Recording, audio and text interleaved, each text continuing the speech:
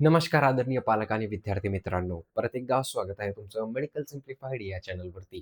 आज आपण या व्हिडिओमध्ये सविस्तरपणे जे पण पी-सी-एमचं रिझल्ट आहे, एम-एस-टी-सी-ई-टी 2026चं ते कधी येणार आहे, काय शक्यता आहे आणि कॅप राउंडची प्रोसेस कधीपासून स्टार्ट होणार आहे, एक एक्सपेक्टेड ते आपण या व्हिडिओमध्ये डिटेलमध्ये जाणून घेऊया. तर त्याच्या अगोदर एक महत्त्वाची सूचना, जर का तुम्ही चॅनलवरती नवीन असाल, तर चॅनलला सबस्क्राईब करायला विसरू नका.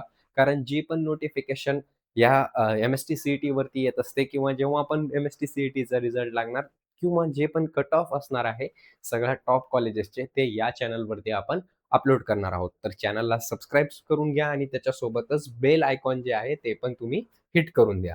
तर आपण आता सविस्तरपणे एक-एक करून बघून घेऊया, की रिझल्ट कधी लागू शकतो, काय शक्यता आहे रिझल्ट लागण्याची आणि सर्व काही माहिती आपण या व्हिडिओमध्ये ते बघून घेऊया, की ॲडमिशन प्रोसेस कधीपासून स्टार्ट होणार, डॉक्युमेंट आणि रजिस्ट्रेशन कधीपासून स्टार्ट होणार आणि प्रोव्हिजनल मेरिट लिस्ट कधीपासून स्टार्ट होणार.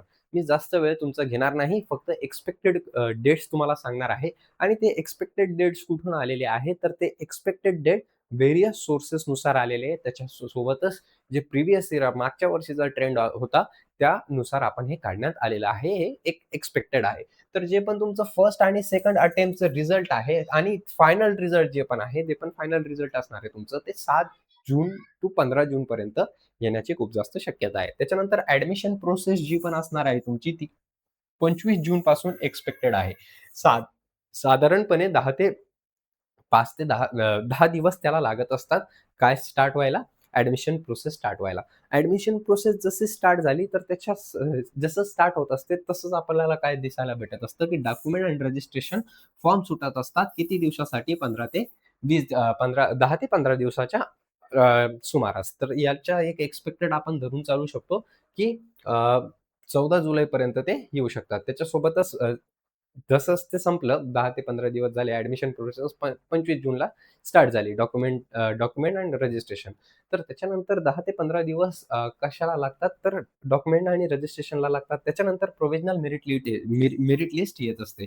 आता प्रोव्हिजनल मेरिट लिस्ट येत असते. नंतर त्याच्यानंतर एक फायनल मेरिट लिस्ट येत असते. तर याला कमीत कमी तुम्हाला किती फायनल मेरिट लिस्टला कमीत कमी 4 ते 5 दिवस लागू शकतात. म्हणजे कमीत कमी 19 जुलैपर्यंत तुमची फायनल मेरिट लिस्ट येऊ शकते. त्याच्यानंतर तुमचं कॅप राउंड सुरू होऊन जातात. तर याचा अर्थ असा आहे, की तुम्हाला सगळ्यात महत्त्वाची गोष्ट काय आहे, रिझल्ट जे येणार आहे ते येणारच आहे आपलं. त्याच्यासोबतच जर का आपल्याला डॉक्युमेंट तुम्ही तुमचे रेडी ठेवा आणि कोणते डॉक्युमेंट लागत असतात, जर का हे तुम्हाला माहिती करून घ्यायची असेल, तर मला कमेंटमध्ये नक्कीच कळवा, की डॉक्युमेंट व्हिडिओ असंच कमेंट टाका तुम्ही किंवा फक्त डॉक्युमेंट सुद्धा टाकलं तरी चालेल.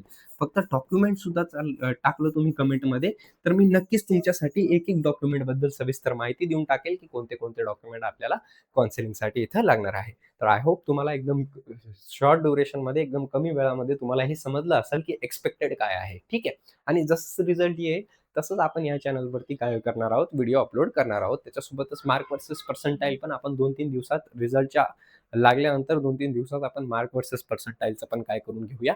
तर एक डिटेलमध्ये व्हिडिओ आणून घेऊया, ज्याच्यामध्ये सविस्तरपणे तुमचे मार्क किती आहे आणि पर्सेंटाईल काय आहे आणि कट ऑफ काय जाऊ शकतो, त्याच्याबद्दल सविस्तर आपण या चॅनलवरती व्हिडिओ अपलोड करणार आहोत. तर चॅनलला सबस्क्राईब करायला विसरू नका तुम्ही. Thank so much. Have a great day. जय हिंद.